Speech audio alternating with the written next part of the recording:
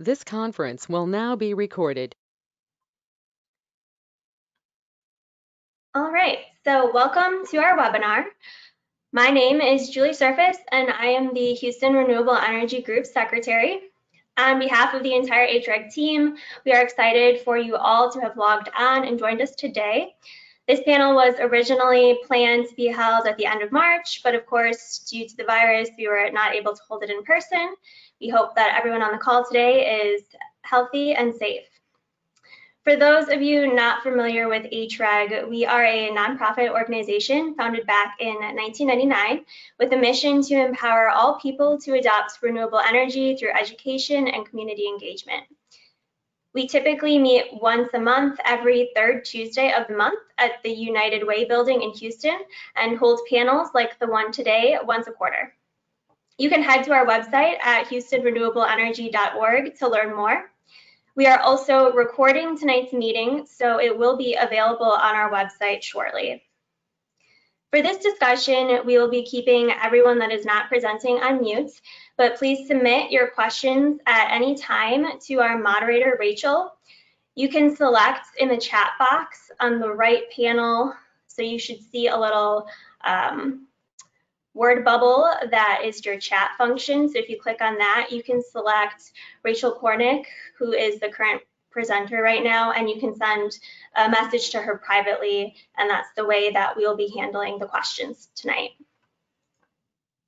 So with that, let me introduce our lineup of speakers, and then we'll go ahead and get started. First, we will be hearing from Reeves Taylor. Reeves directs Gensler's firm-wide design performance teams and initiatives. He is a recognized global expert in resilient, high-performance, and sustainable design, and has been a faculty member of both Rice University and the University of Houston for 30 years. Reeves has authored more than 150 articles for diverse publications like ULI's Urban Land, Wired, Fast Company, and Texas Architect, and has been an invited speaker at symposiums on 5 continents. He founded the Houston chapter of the USGBC and recently received the Center for Houston's Future Impact Award. A member of the prestigious AIA Fellowship, Reeves holds a BA in Architecture from Rice University and a Master's from MIT. Next, we will hear from Dory Wolf. Dory founded Wolf Energy to share her passion for energy conservation, energy efficiency, and renewable energy. She has been actively involved in Solarize Houston now through Solar United Neighbors and the Houston Renewable Energy Group. The Sunnyside Energy team she compiled was recently awarded the opportunity to develop a utility-scale solar farm on a former Houston landfill. Since 2012, she has been working to bring community solar projects to fruition, including a 7-megawatt array in Stratford, Vermont, which came online in 2017, and 3 other community-owned solar arrays since then. Prior to starting Wolf Energy in 2011, she wrote a novel, Only Hope. In 1998, she co-founded Grow Solar, which grew to be a national renewable energy company. She has dedicated substantial volunteer time to educating students and communities in sustainable practices, including developing an elementary school energy curriculum, composing children's songs about energy, and lecturing on renewable energy. Dory has a BS in mechanical engineering from Cornell University. And lastly, we will hear from Daniel Richmond. As a manager of solar and strategic partnerships with Green Mountain Energy, Daniel promotes the expanded use of solar and solar-compatible technologies and ensures environmentally minded businesses and individuals have access to cleaner electricity. Daniel is passionate about helping customers get solar panels on their roofs and electric cars in their driveways. In his current role, Daniel focuses on establishing long-standing partnerships with the customers who have enabled Green Mountain Energy to become the nation's longest-serving renewable energy retailer. Before joining Green Mountain Energy, Daniel helped accelerate the shift to electric cars at EVgo, helped build the world's largest carbon capture facility at Energy Petronova, and also worked as an investment banking analyst at JP Morgan. He initially got into renewable energy and energy efficiency when he wrote a business plan for an energy service company as a school project. and then again when he drove his first electric car in 2011. Daniel has an MBA from Tulane University, which he paid for partially by selling LED light bulbs, and a BA in mathematical economic analysis from Rice University. And then our moderator for today is Rachel Kornick. Rachel is dedicated to improving Houston's environment and its energy independence through an adoption of renewable energy. Rachel worked as a chemical engineer for over 5 years with Linde, a large global industrial gases company. She had held roles in both Gulf Coast pipeline operations and Six Sigma productivity, while also advancing the company's corporate sustainability efforts. In February of 2018, Rachel became the Director of Operations for Shine Development Partners, a Houston-based solar developer focusing on commercial-scale solar, storage, and wind projects. In 2020, she created Rachel Kornick LLC, providing project management services to renewable energy companies, such as Smarter Grid Solutions, which is a distributed energy resource management system, and microgrid company. Since 2015, Rachel has volunteered in different roles with HREG, and as HREG's current executive director, Rachel is focused on growing HREG and strengthening its core renewable energy initiatives and enabling others with a passion for renewables to make their own impact through HREG. So with that, let me turn it over to you, Rachel, to kick us off. And let me take you off of mute. Awesome. Oh, perfect. Can you hear me okay? Yes. Thank you, Julie.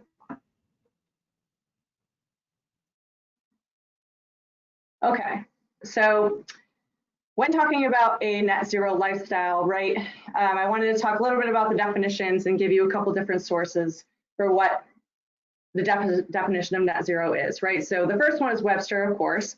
The definition is resulting in neither a surplus nor a deficit of something specified when gains and losses are added together, right? That's just net zero.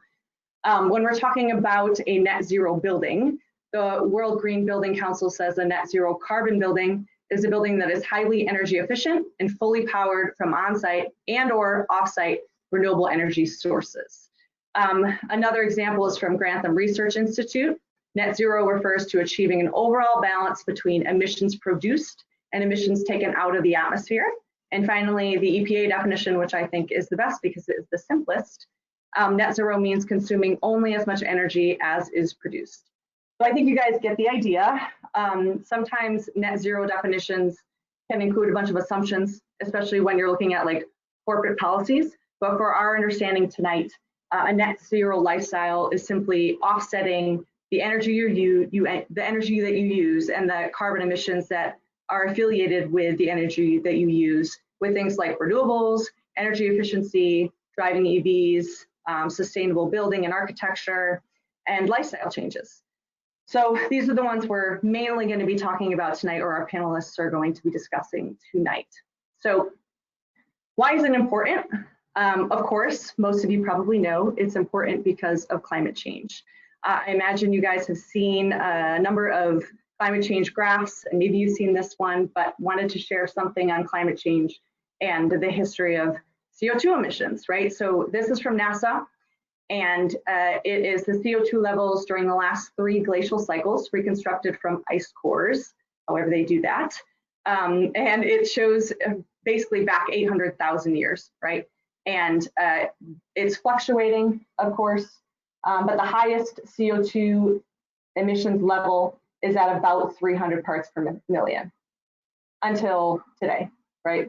And the last NASA measurement in April 2020 was about 413 parts per million. And according to the scientific community, we want to generally be under 350 parts per million to be safe, right? Or 350 or lower. And obviously we're not there. So this is the problem.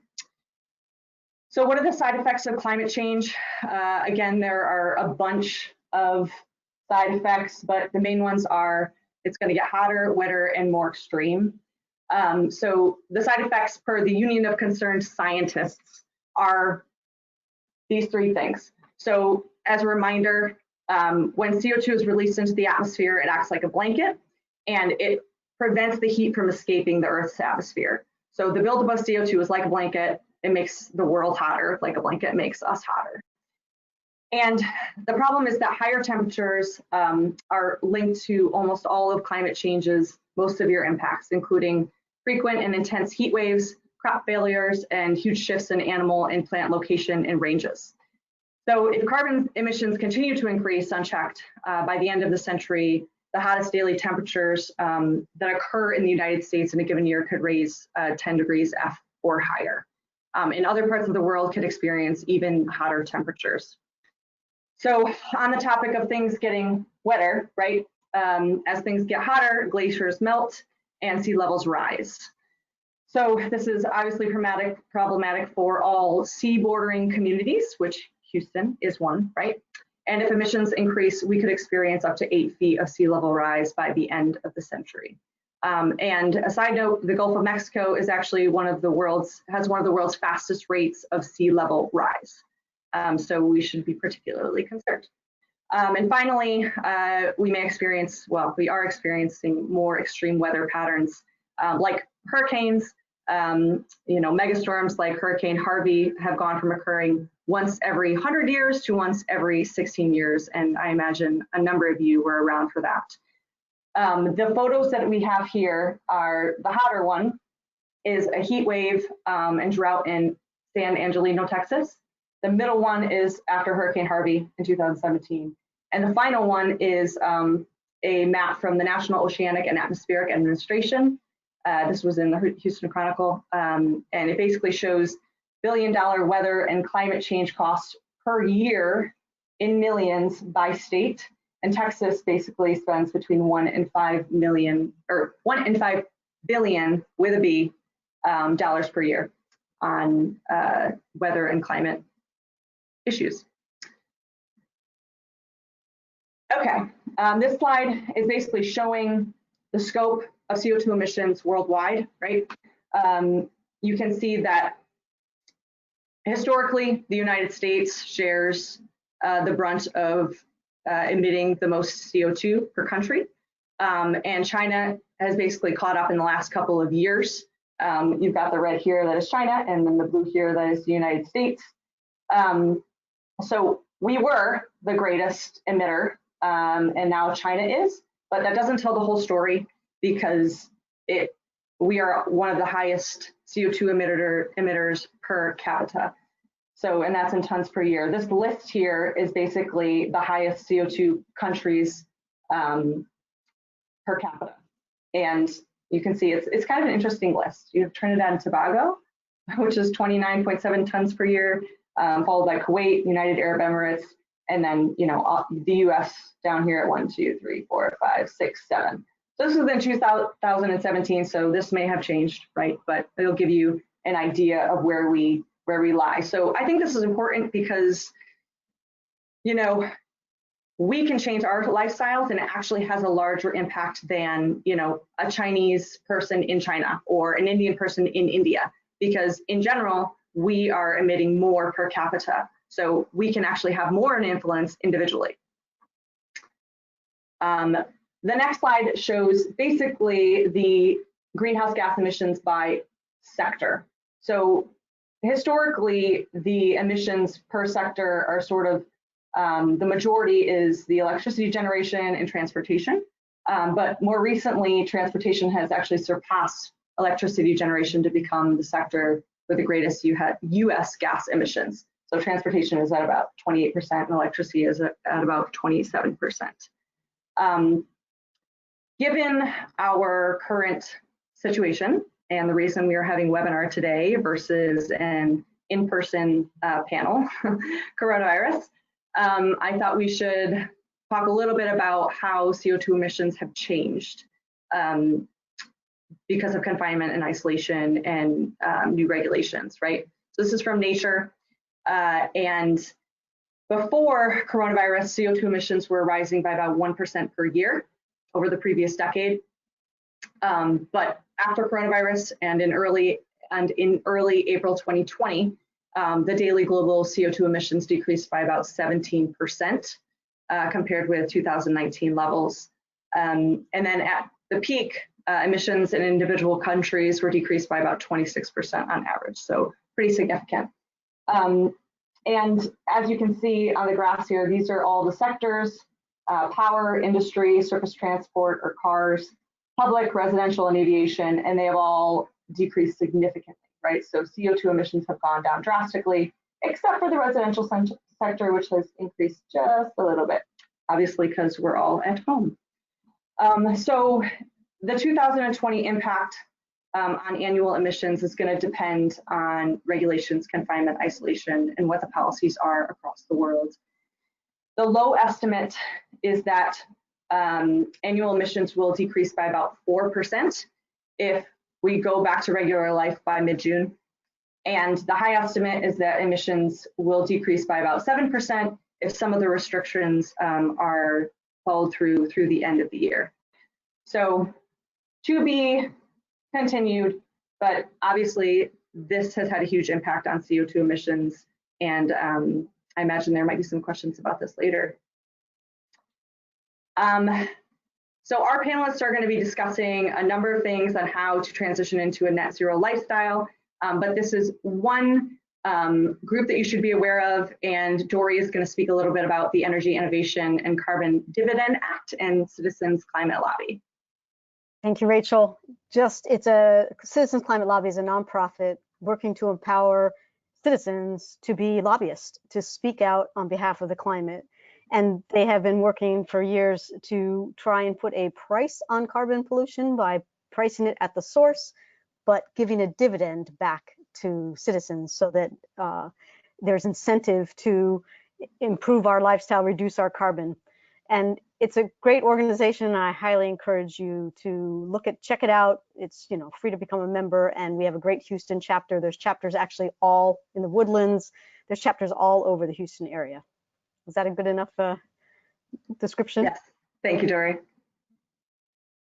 Okay, and my last slide before we get to the panelists, I just needed to mention the Houston Climate Action Plan. This was rolled out on Earth Day this year by the City of Houston's Office of Sustainability. And I'm not going to get into the details, but we now have targets on transportation, energy transition, building optimization, and materials management. And I encourage you all to check out the report and learn a little bit about Houston Climate Action Plan. Okay, so that is all that I have. The one plug I have to make, because I don't think it's going to come up, is that we're going to talk about housing and solar and batteries and EVs and sustainable architecture and all these different things by our fantastic panelists. I don't know that we're going to talk about lifestyle, but I just need to say that one of the best things that you can do to reduce your carbon emissions and your carbon footprint is to eat more vegetables. So I just needed to give that plug. And now over to Reeves. I believe you're going to present first. Julie, can you give him access to present if he has a presentation? Coming now. Can you all hear me? Yep.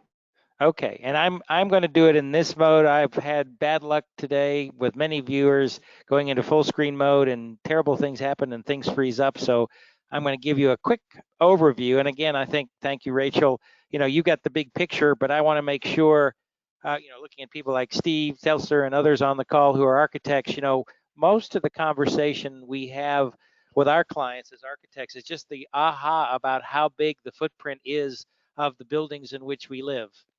Not only the turning the electricity on, if they are all electric, that's even better than some with natural gas, but making them, getting to them, that is the mobility to commute, as well as the larger implication of what you do to build those buildings in terms of removing biodiversity. Here, take my hands out of the way.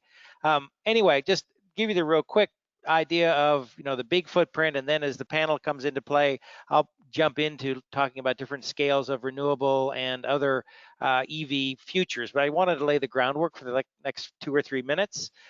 We call this climate positive. It's part of our larger global, what we call the city's climate challenge, as it particularly relates to the fact that we have a role as the designers of the built environment to really optimize what we do each and every day, because we live in buildings, we operationalize them every day, and it's really important to make that clear. As you've already heard, you can go any place even before the COVID conversation, whether it's the World Economic Forum, NPR, the United Nations, many of our, our clients, our community leaders, community commercial leaders, whether it's Bank of America, the financial folks, the technical folks, Google, Facebook, or even our cities. You've mentioned the city of Houston and its climate action plan. I sat on the building optimization committee along with Steve and a number on this call. But we all recognize we need to do something about it. But what we often don't recognize is if you look at just the energy consumed, the majority or close to the majority is the building in industry. We think, or building business, we think industry is the big driver producing the widgets. In fact, their business is to use less energy per widget. That's how they make profit. And even transportation, whether it's the electric vehicles or the super efficient vehicles, that has been the case in the past to be a sales issue when gasoline was expensive, or folks like yourselves recognize that that footprint was really important. Buildings are the big focus.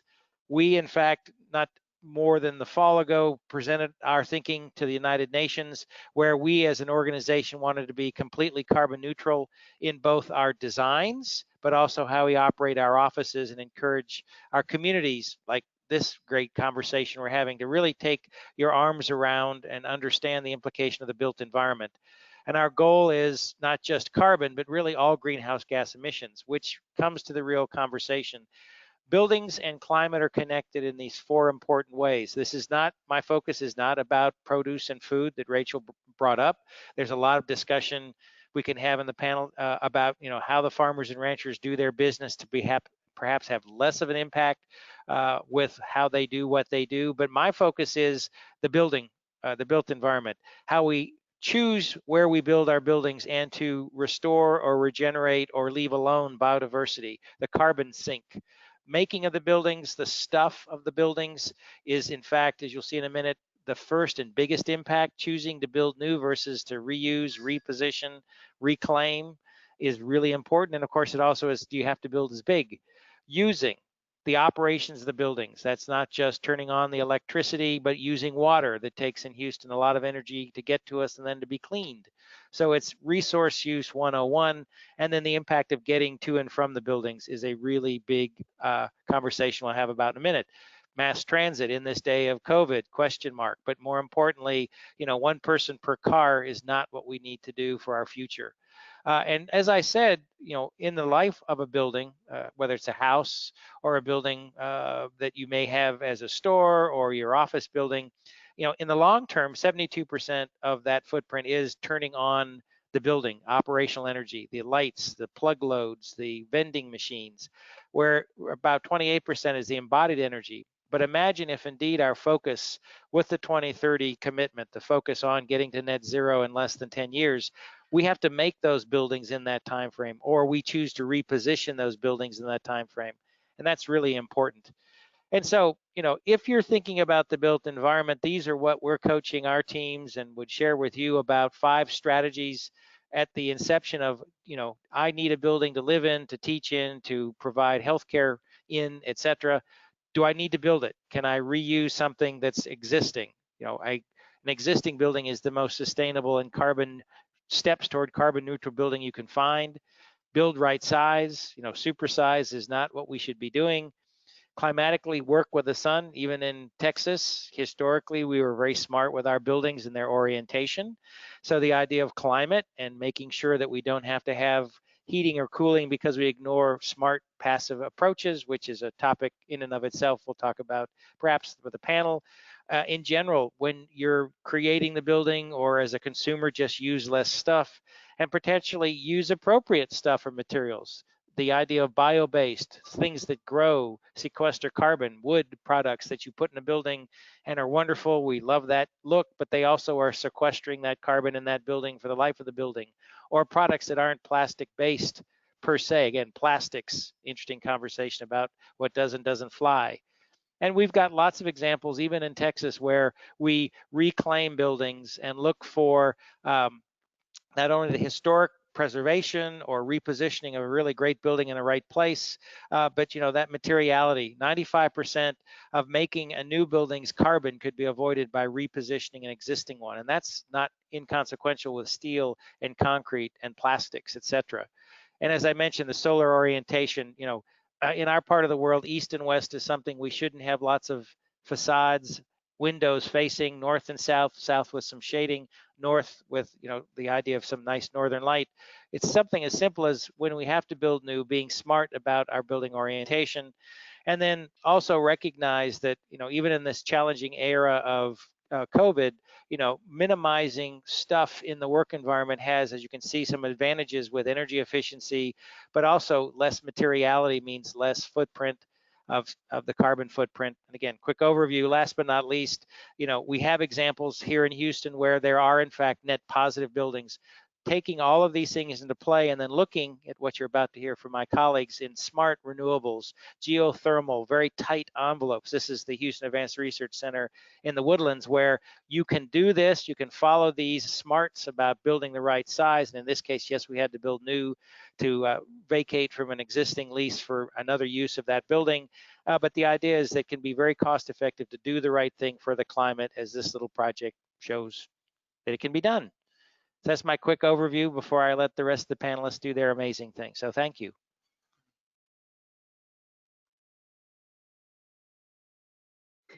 So if people want to ask questions to Reeves right now, while the questions are fresh on your brain, you can send me a message in the chat box.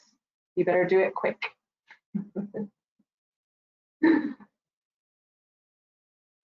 And I do go back and forth on mute because I do have the ubiquitous puppies and noisy dogs that nobody wants to hear, right, in the virtual world. Oh.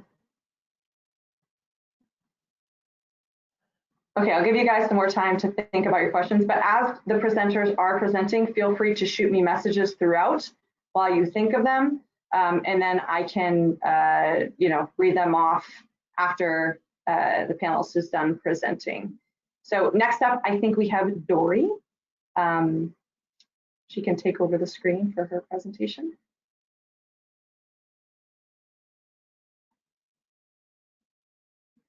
Reeves, you covered a lot in a very Yes. succinct short time, so I will see what I can do to I follow stand suit. on the shoulders of giants. I know what you guys were presenting, so I decided to keep it short and sweet. Okay. So thank you. I'm glad to be here. I wear several hats, and the first hat is I'm an independent contractor with Solar United Neighbors. And a little pitch, I know a lot of the people on this call already have gone solar, and that's awesome, that's exciting. And some of you even went either through Solarize Houston or through the co-ops. I'm just letting you know that there's 2 co-ops right now that are open, free to join, no obligation to buy. And even if you have solar and are thinking, maybe now I'll do battery, or maybe now I want an EV charger because I just got my new electric vehicle or I'm going to get it soon, the co-ops are great places to, great entities to be part of so that you can bring down the cost of those additions. And there's a $1,000 rebate for EV chargers still, it's been extended through this year, and the federal income tax credit applies to batteries hooked up to solar, so you don't have to do it all at one time. You can put the batteries in at a second stage and it still will qualify, is my understanding. I'm not a tax accountant, but that's my understanding. So along with, or before I got involved with Solar United Neighbors, as Rachel said, we were involved, and let's see if I can make this actually work. Hold on. Maybe this is why you kept on there we go. That we were involved in with Houston Renewable Energy Group, a Solarize Houston program, which is very similar to what Solar United Neighbors does. And we had great success solarizing the Woodlands and solarizing Central Houston. And that was a joy to be part of. And I'm going to sort of take you through my transition to Netzero Lifestyle backwards, okay? So for the last decade, I've been part of my own company, Wolf Energy, which came to be right when community solar, when virtual net metering also came to be. So my niche is creating community-owned solar, where if your roof isn't good, or if you rent, or if you don't want, to worry about it on your roof, you can be part of, you can own the panels on this community solar array, get the tax credits, get those credits showing up on your bill, do all the benefits that having solar on your home allow, but have it in a community solar array. So that's been my focus. And I'm pleased to have been co-developer of a solar array on a Superfund site in Vermont. Hey, Dory. Yep. Sorry to interrupt. We still see your first slide Oh, and no. your go-to meeting. Sorry, I wasn't sure if it was just me who was seeing that. Things are coming up and you can't see them. This may not. You may need to present if you have two. Do you have two screens up? No, I don't think so. Let me stop sharing. Okay. And let me try sharing again and see if you can see what I've shown, because you're right, it's not going to show up. Good test of the NOT system. All right, I'm going to try doing something else. Hold on 1 minute, please. Julie, do you have the slide by any chance or no? It's one slide. It's one slide with things added to it. That's the challenge. But I'm going to do something else for a moment here. I'm going to go back to all. You'll just see it all at once. Okay, all right. Great. Otherwise, I can try. No, it's gonna work. She says very positively. While she's doing that, Reeves, I have a question from Andreas. Is wood or concrete better?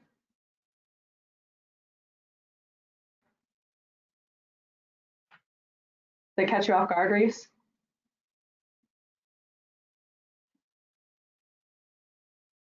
Julie, did you take off mute?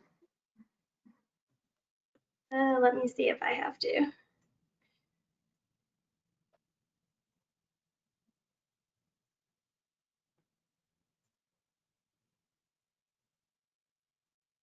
There we go.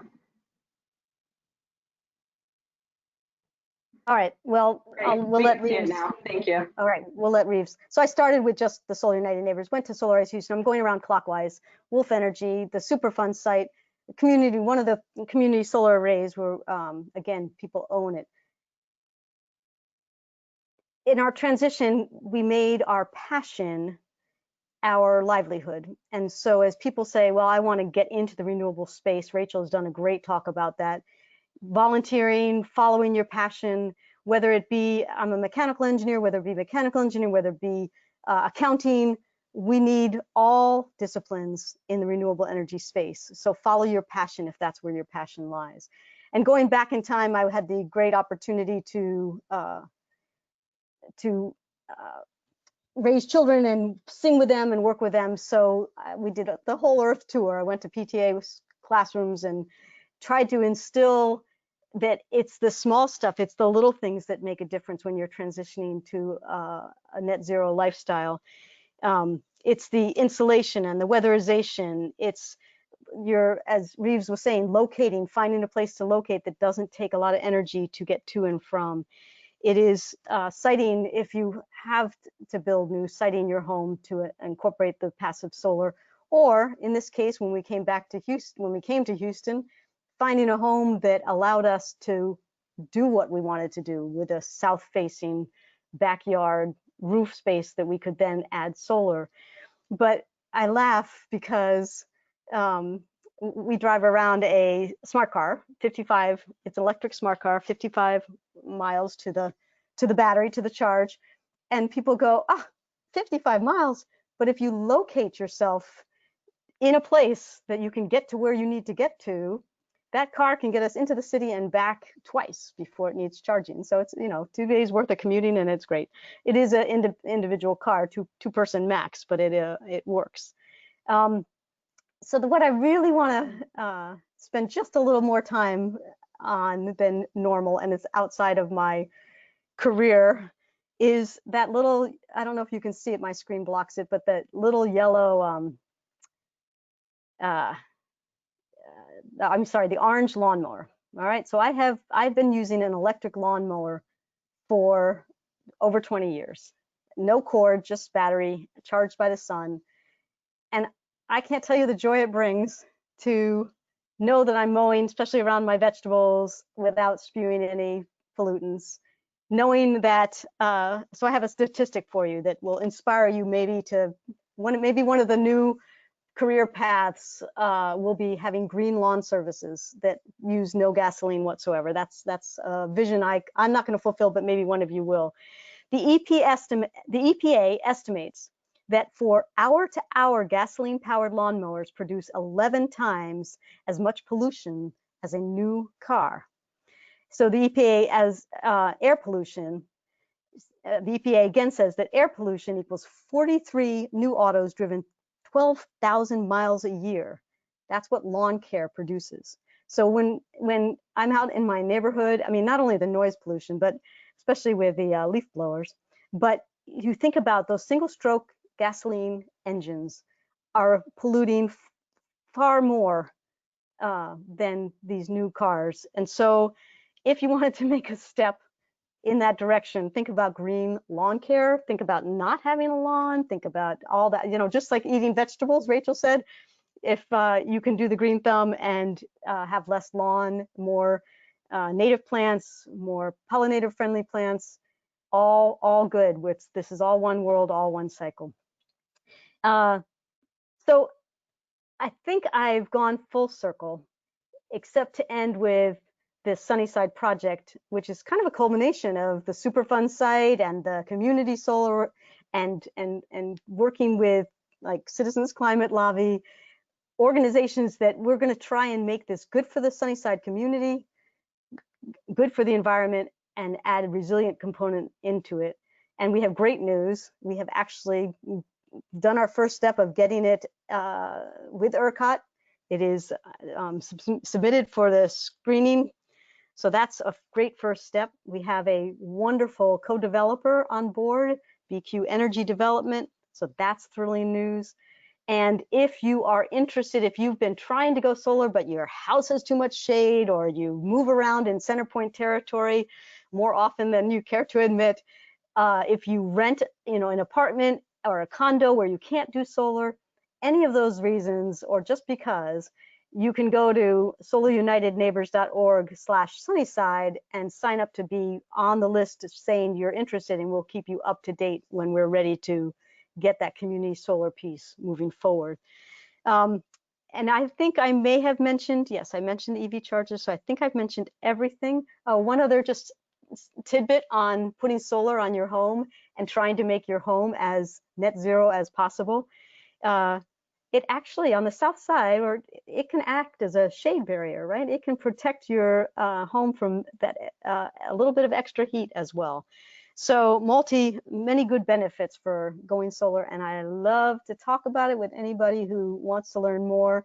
And there's lots of good information on the solarunitedneighbors.org site.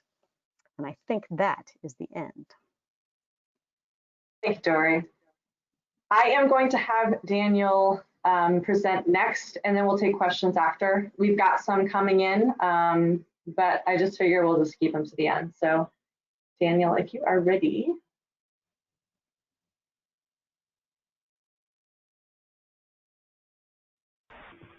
Awesome. You guys can hear me now? Yep. Yes. Excellent. So as Julie mentioned, I work for Green Mountain Energy. I run their solar and strategic partnerships, and I actually don't have slides. I don't like slides very much. So I will go over what I'm going to talk about, and then we'll dive into it, and we will have any questions coming up after me. So I'm going to go into electricity in general, a little bit about how renewable energy works at the wholesale and retail level using RECs, a little bit more about carbon offsets and generation, wholesale generation, power plant scale generation. The other big specific parts of my job are solar panels. So some of the stuff that I'm talking about will be a little bit of a repeat from Reeves and Dory. But what I like to talk about when I do panels like this is some of the tidbits, some of the little things that I learned, little things that I've experienced that resonated with me, and that I've found resonate with other people when I talk to them about specifically solar, but also electric cars. So I'll try to throw those in and make it more relatable, or give examples of times that it really seemed to hit home with somebody. So solar panels, batteries, and then finally electric cars is my last big one. So again, we'll start going into, you'll hear a little bit of repetition, but hopefully something new as well, where you get some big picture, you get some details, you get some personal experience. I'll throw it out there right to start. I do not drive an electric car anymore at the moment, and it is killing me. I had a 2012 Leaf that I drove for 4 years, and right around the time that I had to turn it back in, things like the bolts were coming out, ranges were just starting to go up, cars weren't available in Texas, so I currently drive a Hyundai Sonata hybrid, and it is just not the same. I am still looking forward to getting an electric car for my next car. I think we'll start out with electricity, with what Green Mountain does, sort of our core product, serving people's electric meters, having them buy electricity from us. And specifically some of the plans that we offer. This will be just a little bit of a plug, but also some education on various things that are available out there. The first one relates to electric cars. So a lot of people charge their cars at night, bring it home, plug it in overnight, and one of the things that Green Mountain offers is a free night's plan. We've put it together specifically to make it easier for people to get into an EV, to make it easier for them to drive an EV.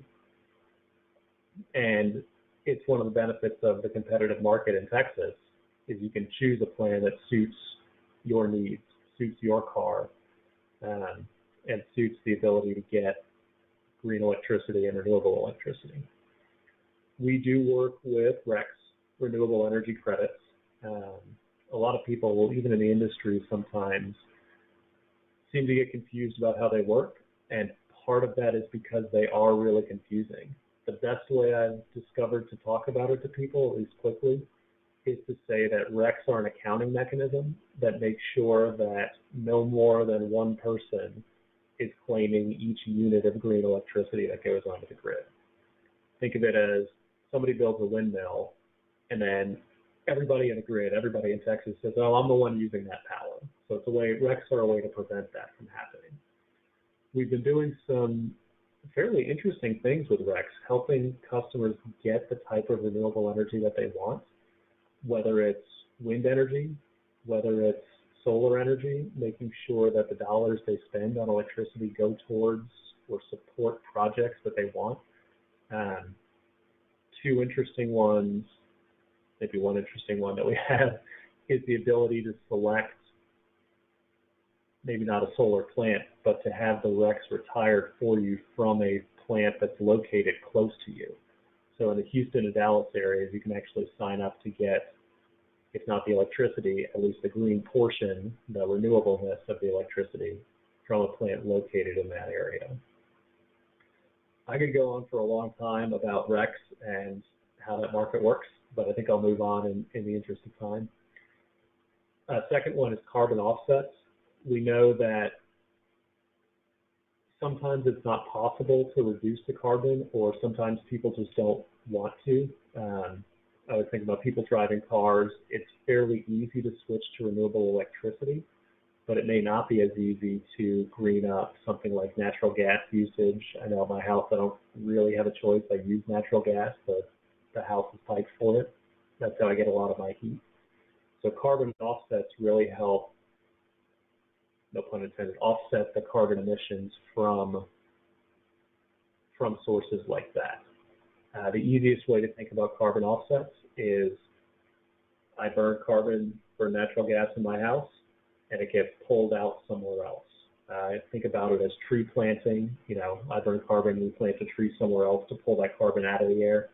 Oftentimes it's actually landfill gas capture. Methane is, I don't remember the exact number, but something like 20 times more potent as a greenhouse gas than carbon. So capturing methane at its source really has a disproportionately strong impact and can be done much more much more economically and much more effectively to have that positive climate impact. I don't think I'm going to go into generation at the whole set, the power plant scale. I think it's less relevant personally, and unless any of you happen to own power plants, I don't think talking about that really gets us along the lines of transitioning to a net zero lifestyle. So I'll talk about solar panels next. I often tell people that my job is getting solar panels on people's roofs and getting electric cars in their driveways. So this is another topic that I could really get into and go on about. Wanted to do a shout out to, I think it was Reeves who showed HREG, the Houston, I may get it wrong, Houston Area Research Council. One of Green Mountain's nonprofit arm, the Sun Club, actually put that up. So put those solar panels up. One of the topics that we're proud of. Absolutely. Thank you, Daniel. Yeah, that's how we got the Net Positive, is that wonderful partnership. And that's Houston Advanced Research Center. They've evolved their name. Excellent. Sorry about the missed acronym there. So in terms of solar panels, the things that I've run into that people don't get and that I didn't get until I started working really in the industry was how the power flows back and forth, how your house decides which power to use. And I think I've come up with something that helps people understand it and certainly helps me understand it. And the idea is you've got your house and you put solar panels on top of the house. And as I watch myself reverse in the camera, I got to make sure not to do that because that's throwing me off. So you've got solar panels on top of the house and they're producing energy when the sun strikes them. The house will use that power first. That flows into the house, powers, think of it as powering your air conditioner during the day when the sun is shining and it's hot and it's on. And then if the house needs more power than the panels are producing, it pulls in from the grid. And if the panels are producing more power than the house needs, the house pushes energy out to the grid. And the electric meter captures both of those numbers. So as people look at how their solar system is going to work, they often ask, okay, what happens to excess power? How much credit do I get for it? Is it net metering?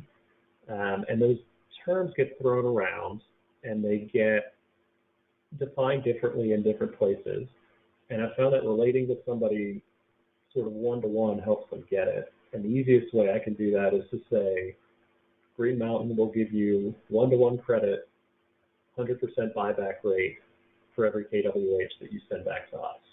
So if you sign up for it's called the Renewable Rewards Plan with Green Mountain, whatever you pay to buy energy from us, we pay you when we buy it back from you. It's by far the most generous renewable rewards product or most generous solar buyback product in the market. And one of the things that we're really excited to be able to offer, and I think we've been offering it since 2009. So just one of the ways that we were leading the way on solar when it was not quite as competitive as it is now. Check my notes for a second. I think I've got some more on electric cars. I wanted to touch on something that Dory said actually about the tax credit.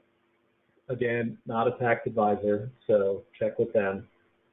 But everything that we've seen is what Dory said.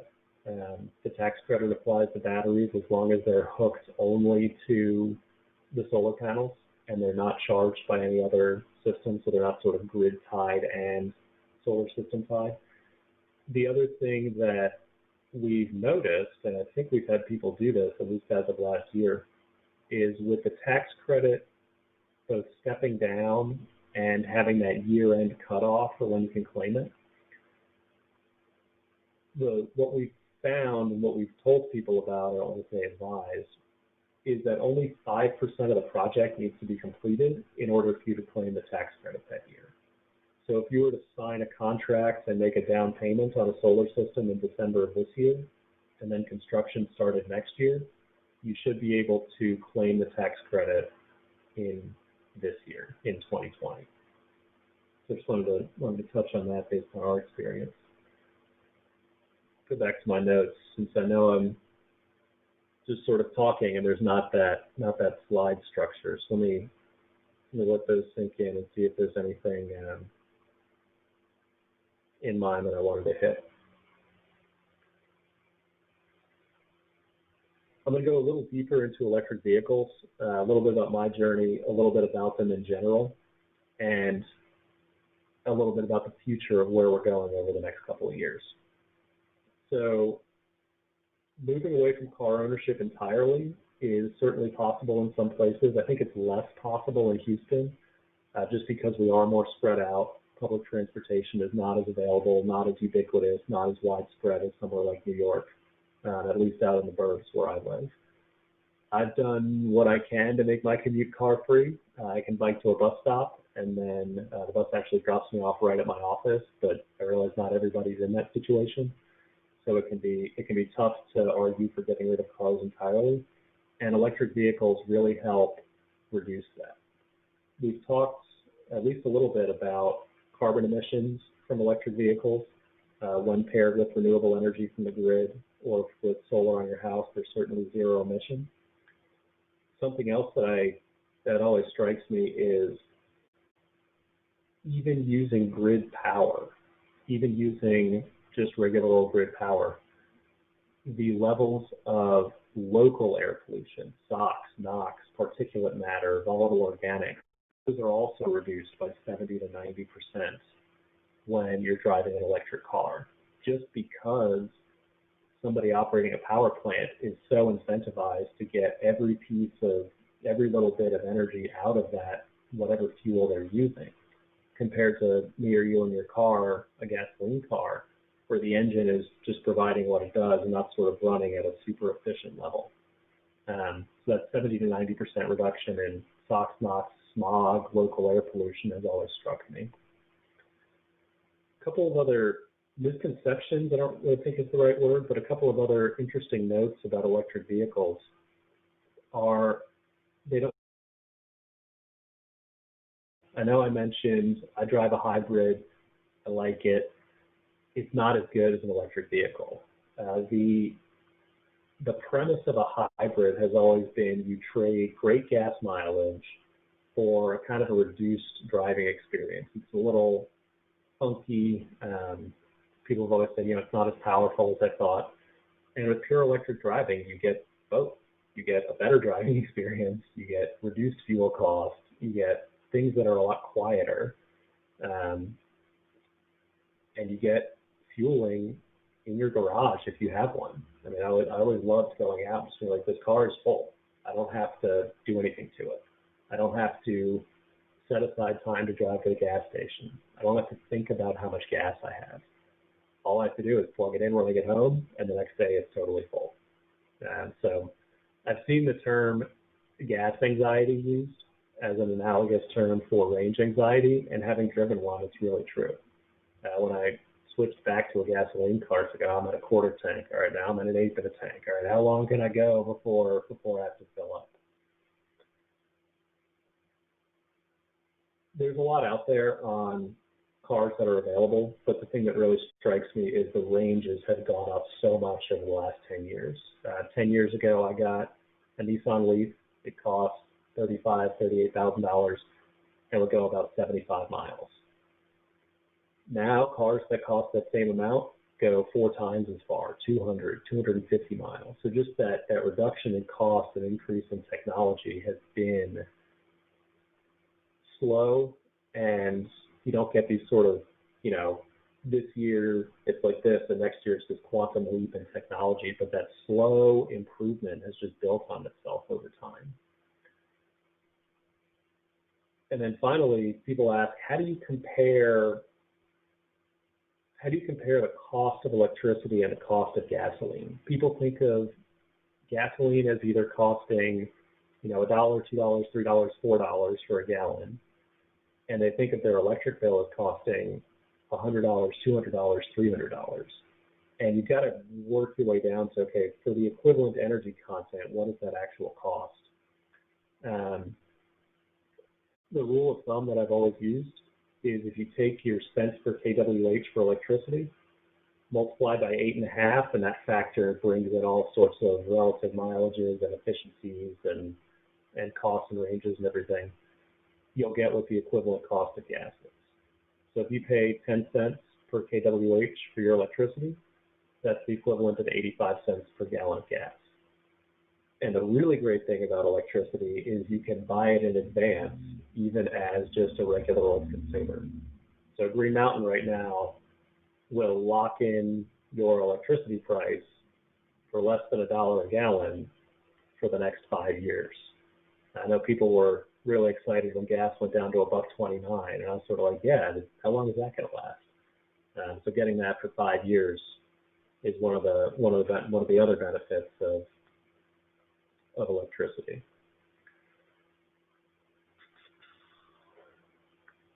As I go through my notes, I want to say there was one other thing about solar that I wanted to cover. Let me make sure there wasn't anything else major, because I do want to leave time for questions. The other thing about solar that people don't think about is they look at the cost and they see tens of thousands of dollars of upfront cost. And that is what solar panels cost. It's a large construction project. And they start to compare that to what they pay for power right now. Very roughly, it's about comparable. If you look at, okay, I'm going to pay, energy charge only, something like 5 cents per kWh for the solar. I can get somewhere around there in the electricity market, just shopping as a consumer. Does this make sense? And one of the ways to look at it is no retail electric provider will sell you a 30-year plan. No provider will lock in your rate for the next 30 years. But by putting panels on your house, that's what you get. You're pre-buying kWh, and you know that they will continue to produce for that long. All of the warranties on the panels are that long, 20, 25, 30 years. The warranties even on the inverters, all the parts of the system are at least 10, 12 years. And that kind of helped me wrap my head around one of the other benefits of solar. You're making a long-term decision, which is not a product that's available elsewhere in the market. So I don't know if that brings us full circle all the way back to electricity, which is where I started, but hopefully provided some insight on both electricity, how it works, different ways that electricity RECs or carbon offsets can be ways to get your emissions down, even if you can't actually change the activity. You can sort of subtract it out somewhere else, as well as talking about various changes you can make in your life, like solar panels, like driving an electric car. Again, with all of the focus being on, I'm not asking you to change your lifestyle. I'm hoping to make it more efficient so you can do the things that you want to do without having to make these sacrifices and, go live like a hermit and have to stay at home and be in quarantine the whole time. One of the things that I'm really hoping will happen out of this pandemic and out of these quarantines and stay-at-homes is people will look outside and say, I see how clean the air is. This is really nice. And I always respond, we don't have to give that up. You can take the transportation benefits. You can take the reduced pollution from people not driving their gasoline cars, and we can keep that even as we go back to moving around through the combination of electric vehicles and renewable energy. So I think that's it for me, unless anybody wants to hear me talk more about the electric lawnmower that I also want to buy, but have been able to work out in my yard yet. That's awesome. Actually, we have some questions for you, so I can just start with one of those, actually. So give me 1 second. So this comment says Green Mountain Energy has a great program to buy back and credit excess solar electric power from residences. What about a church building that wants to go solar? Does Green Mountain Energy have a buyback plan for non-residential customers? There are actually two questions about this. So maybe you could speak to that. Our buyback plan for commercial buildings is called very creatively commercial buyback. Yep.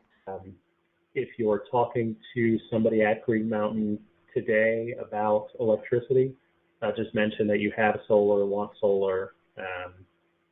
But yes, we absolutely do buyback for commercial buildings as well as residential. And is it the same buyback program? It is not. Okay. The way it works is a little bit different. The buyback rate is not one-to-one. I know that the guy that actually runs this product is listening to me on the call, so I hope I don't mess it up too badly. But one of the things we do on the business side is we don't refund the TDSP charge. And there are also limits on just how big the system can be. We've certainly seen instances where systems are grossly oversized on the residential side, and we put limits on that on the commercial side for any number of reasons.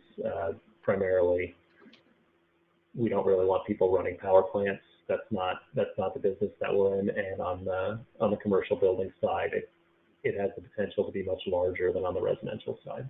So a few more borders, guardrails in place, but it certainly is very competitive in that we do buy it back. We will buy it back from you. Very good. That helps. Yep, thank you. Okay, this one is for Reeves. This is the first one that I was asking. If you're ready, Reeves. So I'll go back on camera so you can see me smile while I answer. Here I am. Thank you. We want to see your face. So the first question for you is, what are concrete better for energy savings? Say that again. Is wood or concrete wood better for energy savings? In terms of operational energy or the material footprint? Whichever one. Well, again, probably in terms of operational savings, it's a toss-up depending on how they're used. Though I will say concrete could have, in some parts of the world, a good thermal mass approach that could literally keep places cooler or warmer given its value of just its mass, which in climates that are hot during the day and cold at night, places like Arizona, whether it's concrete or other massive materials like adobe are really good choices. Wood in its fairly light structure doesn't have that property. Now, flip side, in terms of the material footprint, which is a greater focus, concrete in and of itself, and its making, its casting, the Portland cement that creates the hydration takes somewhere between 6 to 8, perhaps as much as 10, depending on the part of the world, % of the climate emissions connected to the creation of and using of concrete. So there's a lot of discussion about new ways of forming concrete, including using fly ash, a natural approach, or say natural, it mimics a natural volcanic approach that the Romans used for their concrete that comes from our coal-fired power plants, which we hope there'll be less of them, but there's a lot of fly ash that TxDOT has used over the years for its concrete or cement replacement. But more importantly, there's a lot of discussion about now how concrete, its cement structure, its aggregate can be done in a way that doesn't quite have the impact that the traditional concrete has. But it's a real challenge since it tends to be our foundations and in a lot of cases our built environment. Wood, particularly a new approach, which is called mass timber or cross-laminated timber, which is an industrial take on what was the old days, cutting down big trees when we had them. On the other hand, sequesters carbon. It is carbon, and if that building has a 100-year life, that's carbon that was been taken out of the circulation, that rather than reducing carbon with concrete approaches, we're now actually embedding carbon in some of the structural systems and or the finish systems that we have. So there's a lot of discussion too about forestry and how, if we do look at this mass timber or cross-laminated approach, we can also be stewards of our forests. So resource use, new materiality, this is where we challenge, the best is to reuse what we already have, whether it be wood or concrete. I bet you Andreas is very happy with that very thorough response. He is into the details right, Andreas? I know you can't respond. Okay, so the next one, I'm gonna do this one for you too, Reeves. What can we be doing now when commercial building use is low to optimize efficiency for when we return to the workplace? So what can we do now when commercial building use is low to optimize efficiency for when we return to the workplace? So how many weeks do I have to answer that question? So to put it succinctly, we believe that the long-term focus on climate, on livability, wellness, has to address indeed what we're facing now, but we really need to keep the long term in mind. One of my co-CEOs, the one I showed you the picture, Diane Hoskins, actually penned a LinkedIn and then a blog about, where's the vaccine for our climate? And so the reality is this may be what we're going through now is a bit of a dress rehearsal for what could be the shifts, upheavals, and perhaps slow moving iceberg coming at us around climate. The real conundrum for us is we don't think we should be, spending a lot of capital expenditures making big changes when the science for what we're facing is not yet certain. It's about behavior. It's about how we work together. It's about, again, spending time in isolation and finding the right balance. And in Texas is a very interesting conversation. In terms of what's happening with the buildings now, many of our commercial buildings, if they're even partially occupied or preparing to be occupied, are operating because you don't turn our buildings and our climates off. Indeed, there's a discussion about finding the right balance of operations, how much space we need, do we need more space or less space, but always keeping in mind the often unintended consequences of we make decisions, what are the long-term impacts? So perhaps it's not for our commercial buildings a definitive we need to learn X, but rather we should be trying things. We actually are calling this is the era of great reset. How might we operate those buildings better, by doing some testing with the buildings not being full so that when they get more full or they're full and then we have to perhaps step away and then they're full again or some level, but we've tested some things that we've never had the opportunity to test before when they were full of people that, we always want to focus on wellness and safety. And so there's kind of some interesting conversations about testing some things without adverse impacts to see kind of the consequences. And that's not a great answer because we're still very much in the middle of this, and we don't believe the long-term view should be sacrificed for some of the short-term requirements.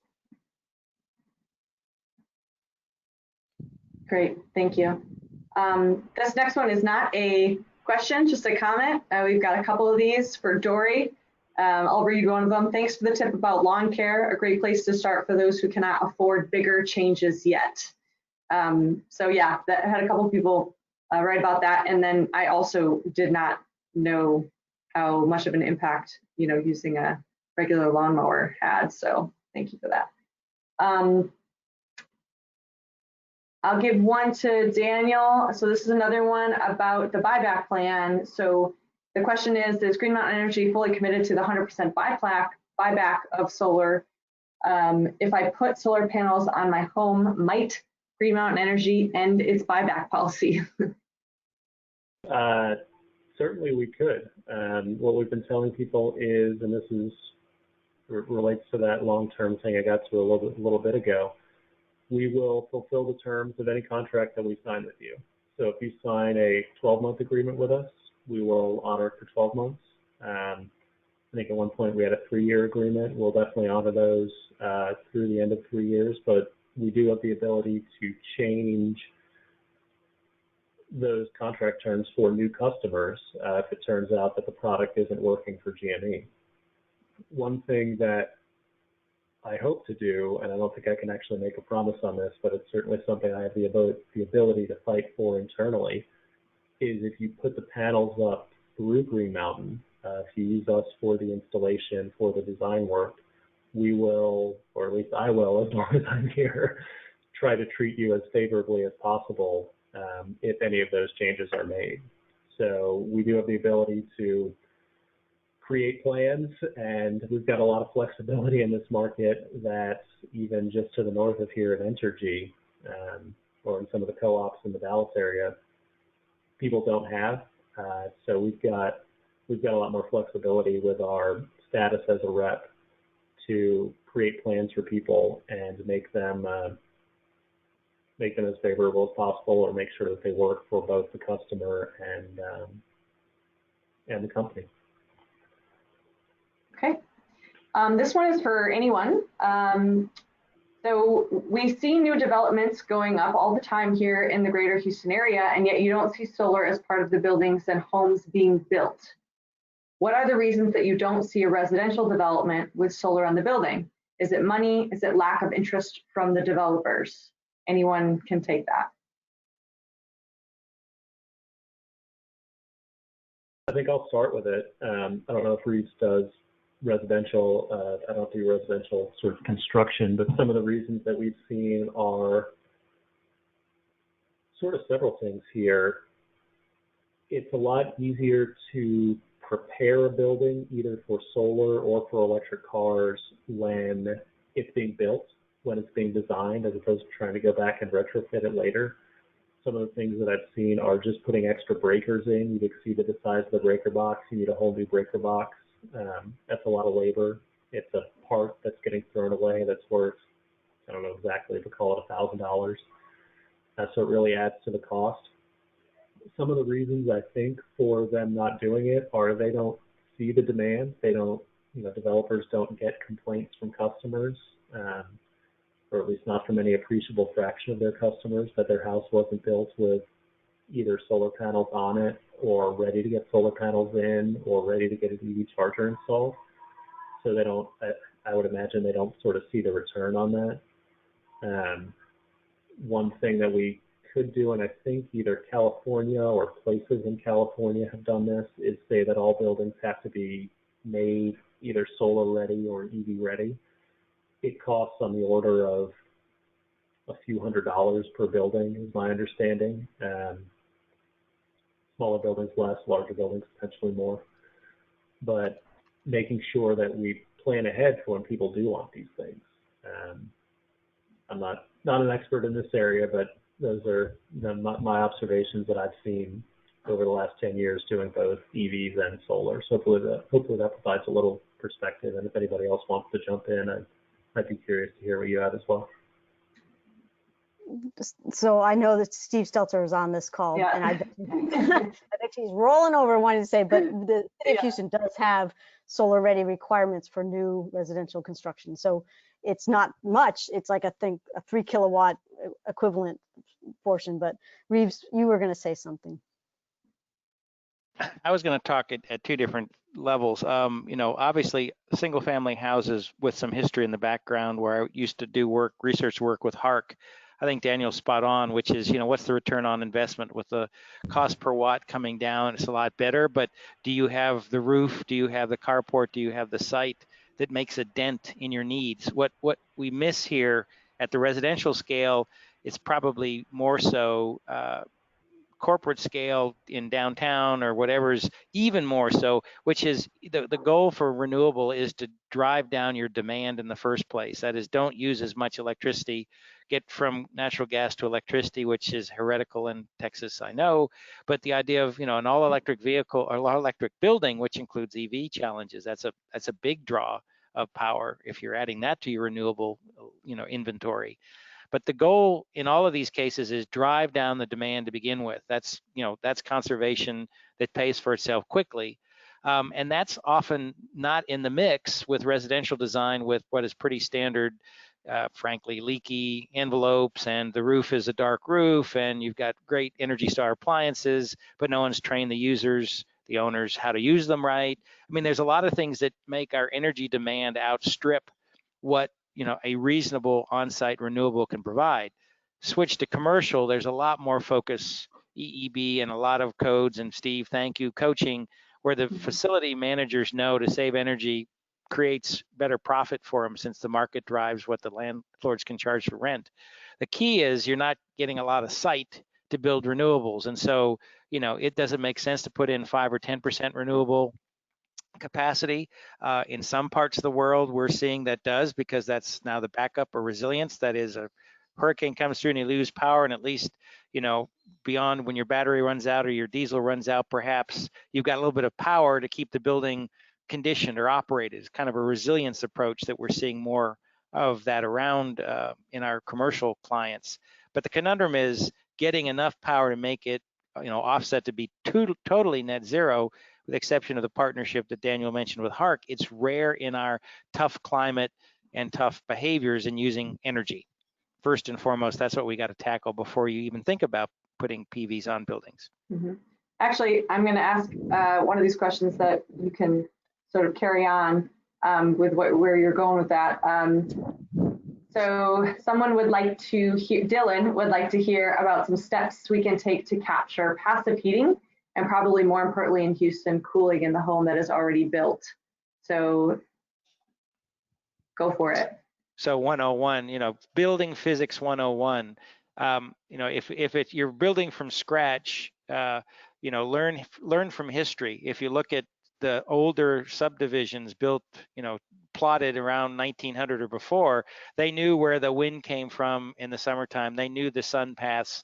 The blocks are oriented the right way, and modern developers have ignored that in the muds and the puds and so forth.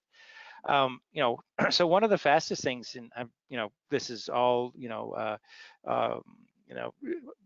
letting you know for this is, where I come from, but I'm on the board of the Heritage Society, the Houston Heritage Society, which is a group that attempts to maintain all those little houses down in Sam Houston Park on the west side of downtown. Now, not every one of those houses are located or oriented as they were originally. They get picked up and moved and put into the park. But every one of them has a lesson about passive design, when we didn't have fancy technology. So, a raised pier and beam house had advantages when, in fact, we didn't have power or we lose power. Overhanging eaves, the right shaped roof that lets natural convection occur, operable windows, the infamous sleeping porch. It's a combination of how we use the house or building differently in different times of the year. It's about orientation. If you're starting from scratch, your bedroom should be on the east side of the house. The rooms on the west should be what you use in the wintertime, as an example. Or big porches should be where you spend most of your life where possible.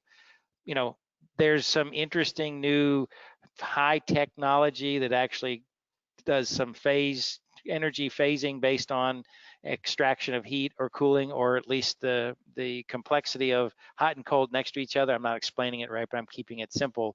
That might be worth looking into for residential, but in general, the residential, its best defense is a very good envelope, a sheltering roof, a tight, if indeed we're worried about dehumidification, a very tight envelope that then has a dedicated air supply that we filter, dehumidify, and be clever about air infiltration.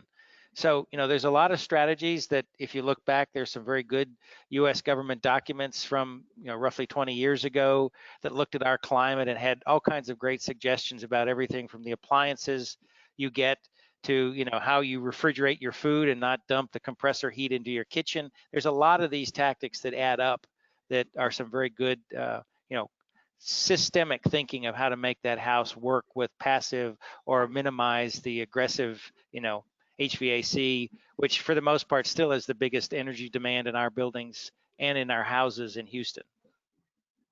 Just the tip of the iceberg. I teach a class on part of this, and it goes on for a couple of classes.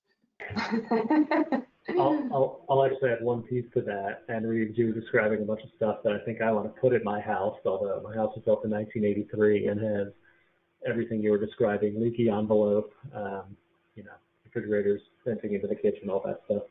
But one thing I've seen and actually done is financial incentives to get people to use energy, I don't want to say more appropriately, but more efficiently. There's an entire ancillary services market within ERCOT. And there was a company that for a while was operating, they're not operating in Texas anymore, called OwnConnect. And they would pay you to reduce power during essentially peak hours.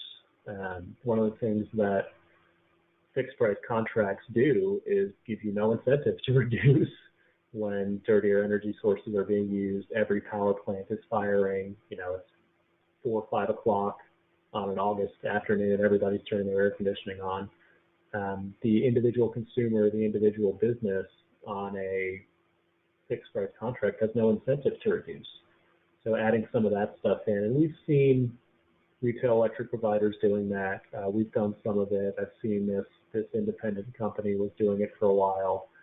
I loved it. It was great. But it didn't force me. It incentivized me to undertake all sorts of strategies like pre-cooling my house. You know, running the air conditioner when it was cooler outside and there wasn't as much demand on the grid, so that I could reduce my usage later when the grid would be especially stressed.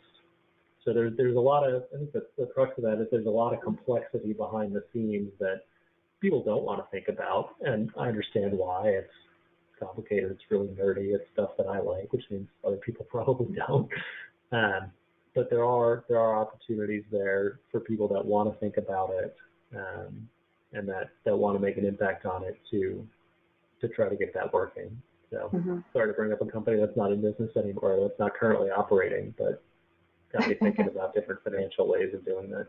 Yeah, still very interesting. The next one is for Dory. By using a co-op, what kind of rates, dollars per watt, are homeowners typically able to get for their PV systems in the Houston areas? Each co-op is independently run in that they go out for bid, and we've gotten like 7 installers responding to bids, and the price ranges, and the selection committee, volunteers from within the co-op, actually choose the installer that fits best for their co-op. And so the price will vary between co-ops. The price we use in our info sessions is $275 a watt, and I've seen some examples come in higher, some lower. So it is dependent on each co-op. Okay, great.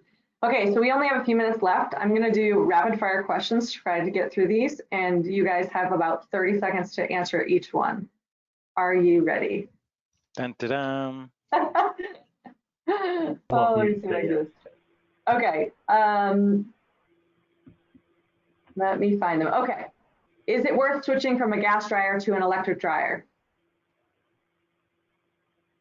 It's better to hang them out in a nice outdoor drying. There you go. Perfect, done. Hang your clothes. Dory, please tell us about Sunnyside project origination. Can you do that in 30 seconds? The origination was through C40, international competition, and Mayor Turner put this property up, this landfill, and said, what can you do that's good for the community, good for resiliency, and good for the environment? And we won. And where can they learn more about Sunnyside? Well, so the landing page right now is solarunitedneighbors.org/Sunnyside / Okay, awesome. For buildings, do our tax policies discourage full cycle economic thinking, as you clearly showed with operating costs eventually 3 times the capital costs, or why? I think that's for Reeves. Oh, well, we could talk about, there's an awful lot of incentives to build new, a level, if you don't dig deeply into things. I mean, in other parts of the country, to basically get through permitting and so forth for building brand new often takes much longer than if you reposition. But if you look at your estimators, they just throw lots of additional cost to take something existing and reuse it. So there's a lot of incentives to build new, from depreciation requirements to some of the tax code issues relative to betterment. It's really complicated, but I will say one of the ahas is there are so many codes, and I'm not pointing any fingers at any city, that are so out of date that, to do anything progressively aggressive, you would think that you'd stick with what exists and leverage on it. So it's back to the speed of money. How fast can you make the income you need for a product that often takes, we tear it down and we clear the site rather than maintaining the trees, for example. All right. So the answer is yes. Awesome. Daniel, does GME have a lot of unused wind energy at night? Yes. So across ERCOT, you'll often see negative power prices at night, which represents more supply than demand. I don't have the numbers in front of me at the moment, but I know that at one point, wind energy supplied something like 64% of the energy being used in Texas. This was for a 15-minute period at 3 a.m. in February. But yes, there certainly is a surplus of wind at night. Occasionally it can cause transmission issues where the power can't get from West Texas to the cities in the east that are using it. But that's the job of the TDSPs and the reps to price around and build around and design around and make work. I think I've got about 5 seconds left, so I did hear an interesting talk by a Nobel Prize winning economist talking about exactly that. What are the benefits of competition versus the old monopolistic utility, and some of the benefits of the utility are they can structure generation to make the transmission more efficient. All right. So Steve says, great question on no solar going up with new construction. That was Steve Seltzer, plug from him. Okay, and I think we've got one more here. Could Reeves please provide sources for the docs describing passive strategies, and also repeat the source for house design? So there are 2 sourcing things that people are asking about. And I've got a bulldog in the background who's being noisy. I was just looking up there's, if you were interested, buddy, our resource, Gensler.com, has a series of what we call dialogues that are a number of our folks who are insightful into different kinds of projects and building types, giving you their insight into where things are going now and in the future. So it's Gensler.com, GENSLER.com, and there's a series of what are called dialogues that try to get a handle on the challenge of the different kinds of building types. Because remember, one size doesn't fit all. Residential is very different than office. The group that I'm talking about, and I'm having trouble pulling it up, but it's from 2005, the federal DOE, EPA created a series of documents that are called Building America, Research That Works, Building America Best Practices series. And these were effectively different climate zones. And the one I have up is hot and humid, which of course is Houston, but it's the idea of builders, buyers handbook for improving new home efficiency, comfort, and durability in these particular climates. It takes some time to find them, but I've shown them to students and they've managed to find them in their creative approach. It's called Building America, U.S. Department of Energy. It's 15 years old, but best practices are still best practices. And as I said, it's geared to the variety of folks connected to housing, including the owners. Thank you, Reeves. Certainly. So Dory, I believe you have won the rapid fire round.